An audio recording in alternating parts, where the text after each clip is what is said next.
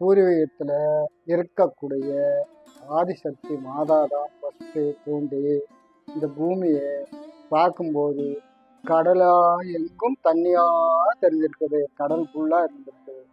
அந்த கடலுக்குள்ள பூமியை கொண்டு வந்து மேலேருந்து கொண்டு வந்து பூமாதேவியை கூப்பிட்டு உன்னுடைய பாதுகாப்புன்னு சொல்லி பூமியை காப்பாற்றி வச்சா.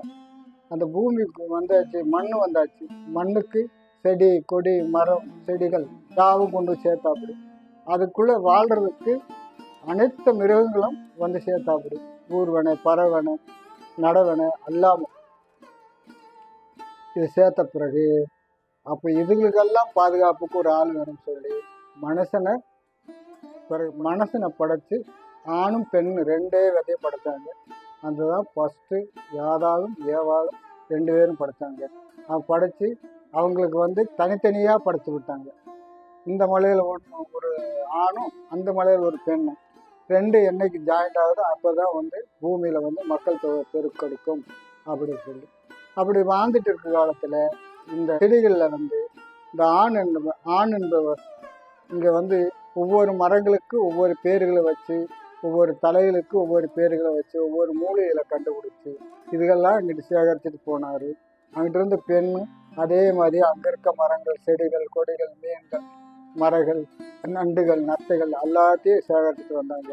அப்போ 2 பேரும் ஒன்று சேர்ற காலத்தில் பூமியில் நல்ல மழை பெஞ்சது, குளிர் உண்டானது. குளிர் உண்டானா 2 பேரும் வந்து ஒன்று சேர்ந்தாங்க. சேரும்போது தான் அவங்களுக்கு பிறந்தவங்க தான் ஃபஸ்ட்டு பிறந்த மூத்த குடிமக்கள், 2வது பிறந்தவங்க தான் 2ஆம் குடிமக்கள்கள், 3வது பிறந்தவங்க தான் 3ஆம் குடிமக்கள்கள், 4வது பிறந்தது தான் 4ஆம் குடிமக்கள்கள்.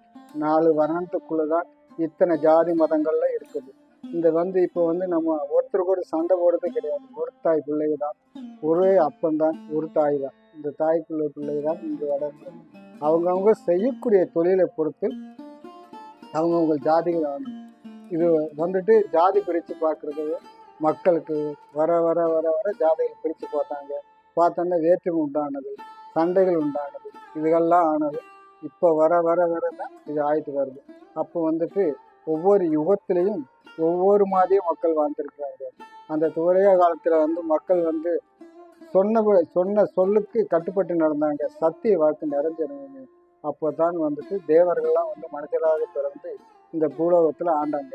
பூலோகத்தை ஆண்டுட்டு இருக்கும்போது ஒவ்வொரு மனுஷனும் ஒவ்வொரு கடவுள் சமமாக வாழ்ந்தாங்க.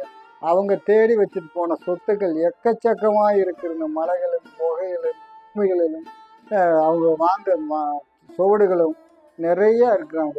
அதே இதில் வந்து இப்படி இருக்கும்போது தான் முன்னாடி ரிஷிகள் பின்னாடி முனிகளுக்கு பின்னாடி சித்தர்கள் பின்னாடி மனுஷர்கள், இப்படி வரிசை அந்த வரிசையில் வந்தாங்க. அது வந்து அப்படி வந்த காலத்தில் தான் இங்கே வந்து இருக்கிற மரத்துகளுக்கெல்லாம் பேர் சொன்னார் இல்லையா, தந்தையானவர் வந்து இன்னென்ன மரத்துக்கு இன்னென்ன குணசக்திகள் இருக்குது, இன்னென்ன மூலிகை பயன்படுத்த முடியும், இன்னென்ன நோய் கேட்கும், 4048 வியாதிகளுக்கும் மருந்துகளுக்கும் இந்த மூலிகையிலேயும் எடுத்து பண்ணி சாப்பிட்டுக்கிறாங்க. அப்போ சாப்பிடு காலத்தில் மனுஷனுடைய உடம்பு வைரம் மாதிரி இருந்திருக்குது. ஒரே அடியில் 2 கல்லை பிளந்துரு கையில் குத்தி அந்த அளவுக்கு மருந்து இருக்குது. இது வந்துட்டு இதை ஒரு 30 வருஷத்துக்கு முன்னாடி கொல்லிமலையில் ஒரு சித்தர் இருந்திருக்கிறாரு. அந்த சித்தரை வந்து இருந்துட்டு இருக்கும்போது பிரபலிக்கும் இல்லாமல் அங்கே இருக்கிறவங்களால வைத்தியம் பார்த்துட்டு இருந்திருக்கிறாரு. அப்போ அமெரிக்காவிலிருந்து ஒரு டாக்டர் கிரீன் சொல்கிறவர் அவருக்குள்ளே இருந்த புத்துநோய் தெரியாமல் இருந்து அவர் வந்துட்டு மோசன் போகாமல் இருக்கும்போது செக் பண்ணி பார்த்துருக்காங்க.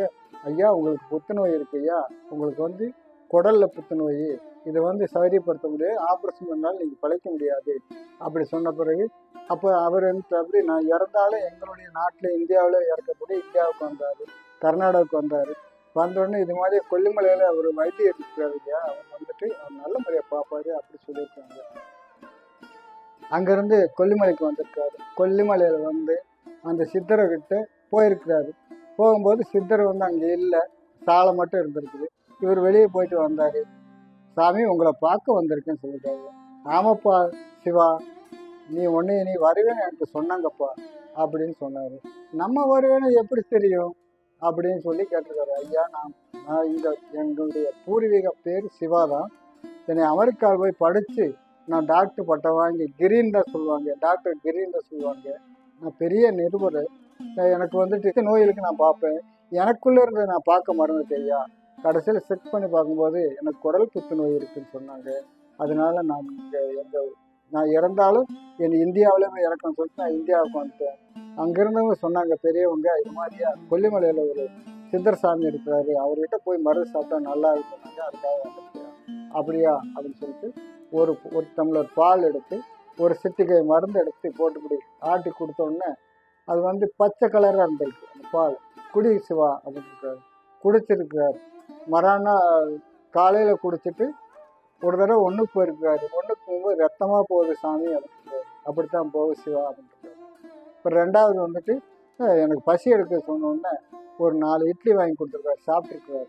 சாப்பிட்டுட்டு அப்புறம் வந்து நைட்டில் வந்து இந்த கீரை எடுத்துகிட்டு வந்து அது கீரை செஞ்சு சாப்பாடு கொடுத்துருக்காரு, சாப்பிட்ருக்காரு. சாப்பிட்டுட்டு இந்த ஒரு டம்ளர் தண்ணி சுடுதண்ணியில் போட்டு கொடுத்துருக்காரு. குடிச்சிட்டு படுத்துருந்துருக்காரு. காலையில் பார்த்தா அவர் மலம்பூரா ரத்தமாக போயிருக்குது, கட்டி கட்டியாக போயிருக்குது. போன பிறகு வந்துட்டுருக்காரு. பிறகு வந்து கஞ்சி வச்சு குடிக்க சொல்லி ஒரு டம்ளர் மருந்து கொடுத்துருக்காரு. சாப்பிட்டுட்டு நீ இங்கே இருக்க வேண்டிய தேவையில்லை, நீ வீட்டுக்கு போகலான்ட்டார். 3 நேரம் மருந்தில் அவ்வளோது நீ பெரியக்கூடிய புத்துநோய் காலி ஆகிருக்குன்னு சொன்னார். சித்தர்கள் வந்து பொய் உரைக்க மாட்டாங்க, உண்மையாக தான் பேசுவாங்க.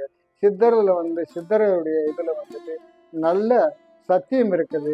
சத்தியப்படி இருக்கவங்களுக்கு நான் சொல்கிற மந்திரம் யாவும் பலிவிதமாகும். பொய் சொல்லக்கூடாது, ஒருத்தர் சொத்தை அவையக்கூடாது, ஒருத்தர் மனைவி பொண்டு பிள்ளை மேலே கண் வைக்கக்கூடாது. இப்படியெல்லாம் இருந்தால் நம்ம சொல்லக்கூடிய மந்திரங்கள் யாவும் பலிவிதமாகும். இந்த வார்த்தையும் உண்மையாகவும் உங்கள் காதுக்கு புலப்படும். இதுக்கு வந்து காது கிட்ட வச்சு கேட்கணும். என்கிட்ட உபதேசவங்கிற காட்டி இந்த நான் சொல்லக்கூடிய மந்திரத்தில் காது கிட்ட வச்சு கேட்டீங்கனால் அது நல்ல முறையாக புலப்படும்.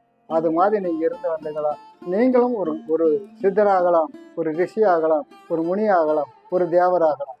இது வந்து சத்திய வாக்கு, என்னைக்கும் பொய்க்காது. இது வந்து சித்தனுடைய வாய்க்கு பொய்க்காது, பொய்க்காது, பொய்க்காது. சிவசிவா சிவசிவா சிவசிவா. திருச்சிட்டம்பலம்.